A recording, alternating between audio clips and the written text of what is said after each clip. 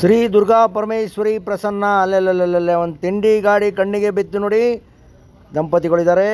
ಎಲ್ಲಪ್ಪ ಅಂತಂದರೆ ಶಿವಮೊಗ್ಗದ ರಾಮಣ್ಣ ಶ್ರೇಷ್ಠಿ ಪಾರ್ಕ್ ಎದುರುಗಡೆ ನಗುಮುಖದ ಯಜಮಾನರು ಬಾವುಸಾರ ಕ್ಷತ್ರಿಯ ಸೊಸೈಟಿ ಇದೆಯಲ್ಲ ಎದುರು ಭಾಗದಲ್ಲಿ ಇಟ್ಕೊಂಡಿದ್ದಾರೆ. ಮೇಡಮ್ ಅವರು ಪಲಾವನ್ನು ಕಲಿಸ್ತಾಯಿದ್ರು. ಬೊಂಬಾಟ ಘಮ ಅಂತ ವಾಸನೆ ಬರ್ತಾಯಿತ್ತು. ನನಗೆ 2 ಕಡುಬನ್ನು ಹಾಕ್ಕೊಟ್ರು, ಸಾಂಬಾರು ಹಾಕ್ಕೊಟ್ರು. ವಿಶೇಷ ಏನಪ್ಪ ಅಂದರೆ ತಟ್ಟೆ ಹಾಳೆಯನ್ನು ಯೂಸ್ ಮಾಡ್ತಾಯಿದ್ದಾರೆ. ಬೊಂಬಾಟು. ಹಾಂ, ಯಾವ ವಿಡಿಯೋ ನೋಡ್ತಾ ಇರ್ತೀರಾ? ಏನಂತ ಹೆಸರು? ವಿರೂಪಾಕ್ಷ ಅಂತ ನೋಡ್ತಾ ಇರ್ತೀರಾ? ವಿರೂಪಾಕ್ಷ ಅಂತ ಅವರ ವಿಡಿಯೋ ಎಲ್ಲ ನೋಡ್ತಾ ಇರ್ತೇವೆ. ನಾನೇ ವಿರೂಪಾಕ್ಷ. ಅದು ನೀವೇ ಅಂತ ಗೊತ್ತಾಯ್ತು. ನೀವೆಲ್ಲ ಬರ್ತಾ ಇರ್ತೀರಾ? ಓಕೆ, ಭಾಳ ಸಂತೋಷ. ನೋಡಿ, ನಮ್ಮ ಅಭಿಮಾನಿ ಅಂತಲ್ಲ ವಿಡಿಯೋ ನೋಡ್ತಾ ಇರ್ತೀವಿ. ಶಿವಮೊಗ್ಗ ವಿರೂಪಾಕ್ಷರು ಅಂದರು.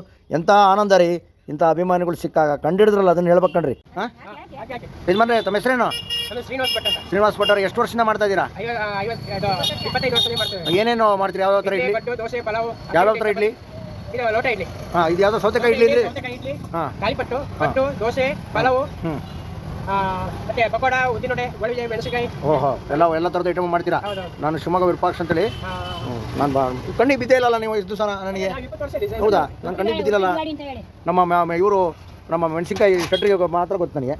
ಹಾಂ, ಇರಲಿ ನಿಮ್ಮ ವಿಡಿಯೋವನ್ನು. ಹಲೋ, ಎಸ್ ನಮಸ್ಕಾರ. ನಾನು ಶಿವಮೊಗ್ಗ ವಿರೂಪಾಕ್ಷ ವಿನಂತಿಯನ್ನು ಮಾಡ್ಕೊತೀನಿ. ನಾನು ಇನ್ಸ್ಟಾಗ್ರಾಮ್ ಯೂಟ್ಯೂಬ್ನೆಲ್ಲ ಸಬ್ಸ್ಕ್ರೈಬ್ ಮಾಡಿ ಈ ವಿಡಿಯೋವನ್ನೆಲ್ಲ ಶೇರ್ ಮಾಡಿ ಅಂತ ಕೇಳ್ಕೊತಾ ಇದ್ದೀನಿ.